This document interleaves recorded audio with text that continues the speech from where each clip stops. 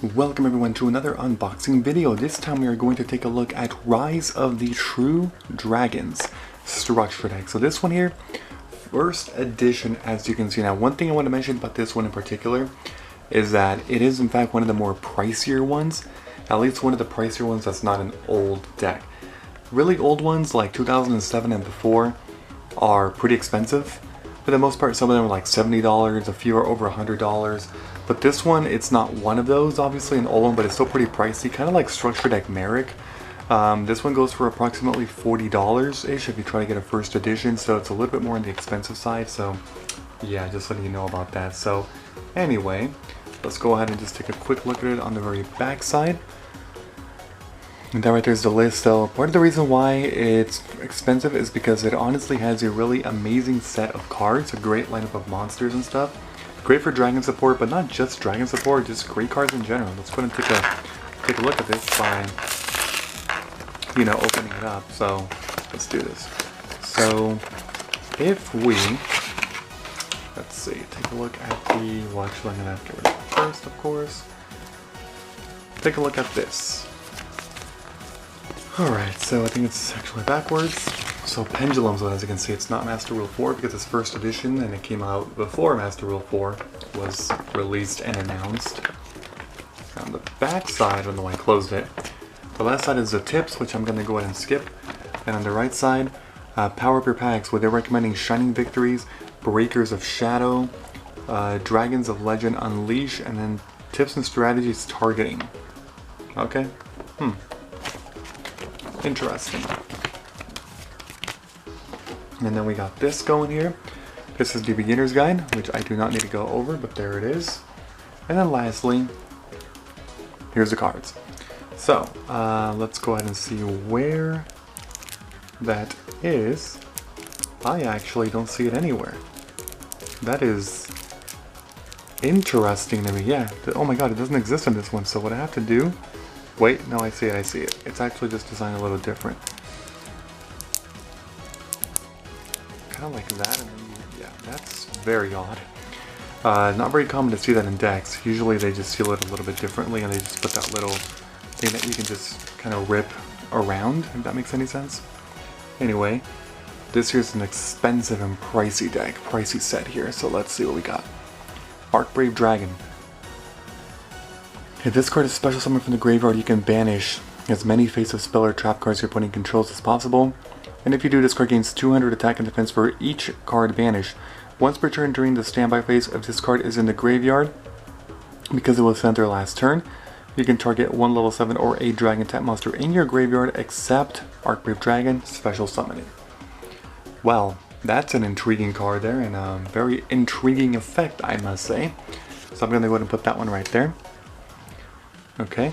Next up, the second ultra rare is actually Divine Dragon Lord Felgrande. So Felgrande Dragon is actually in here, which we'll get into in just a little bit, but I'm going to read this effect too because it's also an ultra rare.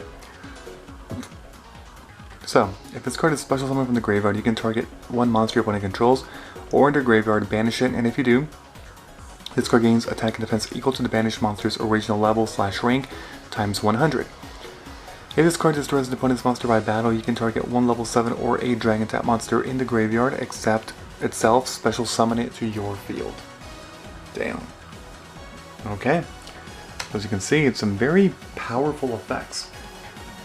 Next one is Dragon Knight of Creation. Looks similar to Herald of Creation.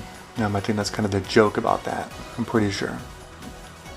But yeah, there we go. That's a super rare. I'm not going to read all these effects here. I'm just going to, if you want to, you can actually pause it. Then we got Ruins of the Divine Dragon Lords. Look at that. Damn. Okay. And the last one is Return of the Dragon Lords. This is kind of like a Monster Reborn for level 7 or 8 monsters. Special summon it. And it also offers protection if it's in your graveyard. So that's pretty cool. Okay, now we're going to go ahead and move on to the commons for this set. So, the very first one, Paladin of Felgrande. Okay, then we have Guardian of Felgrande, Felgrande Dragon. So this one was actually the cover card of Rise of the Dragon Lords specifically, which came out around like 2006. No, sorry, 2007. I think it's 2007. Yeah, but it's a pretty bad card. Cannot be special summoned except from the graveyard and only if it was sent there from the field. If this card is special summoned, target one monster in your graveyard. This card gains attack equal to that monster's level times 200. Yeah, that's really bad. Oh well. Then we got DARKBLAZE Dragon. Okay. Then there's Herald of Creation, as I was saying before. That's sort of a joke. The artwork is pretty similar. The stats are also the same. Oh, let me go in. There we go. Stats are also the same. Levels the same. So yeah. Okay. Then we got a Decoy Dragon, Red Eyes, Darkness Metal. Okay, now this one can actually be pretty pricey. That's for sure. It's a comment that definitely has some value, especially for being a first edition specifically here in Rise of the True Dragon, so that's definitely good. Then we got Red Eyes Wyvern, another pretty good card. White Knight Dragon, Dark Storm Dragon, Arm Protector Dragon, Evil Swarm Zahak, Eclipse Wyvern, so that one's cool. I mean, that one is actually forbidden. But it's, regardless, it's still nice to have, you know, so that's kind of cool. White Dragon WYVERBURSTER and Black Dragon Collapse Serpent. So these are the ones that kind of like work hand in hand with each other as well, so that's also a really good strategy. Oops. Keeper of the Shrine, KIDMODO Dragon, oh my god. And then you even get some Lightsworns. They even give you some Lightsworns here. They give you Jane Lightsworn Paladin, Aaron Lightsworn Monk, and Raiden Hand of the Lightsworn. So that's interesting as well. And then finally Card Trooper. I feel like that thing is like everywhere. Alright, moving on to spells. So this field spell is actually really good. Dragon Ravine, once per turn. Discard a card and activate one effect. Add one level 4 lower divinity monster from your deck to your hand. You're never going to use that in this deck. Or second one, send one dragon type monster from your deck to the graveyard. So essentially discarding a card to Foolish Burial a card. You might think it's not worth it because you're going minus, but depending on the card that you send to the graveyard, or the cards in this case, it could actually be very beneficial to you.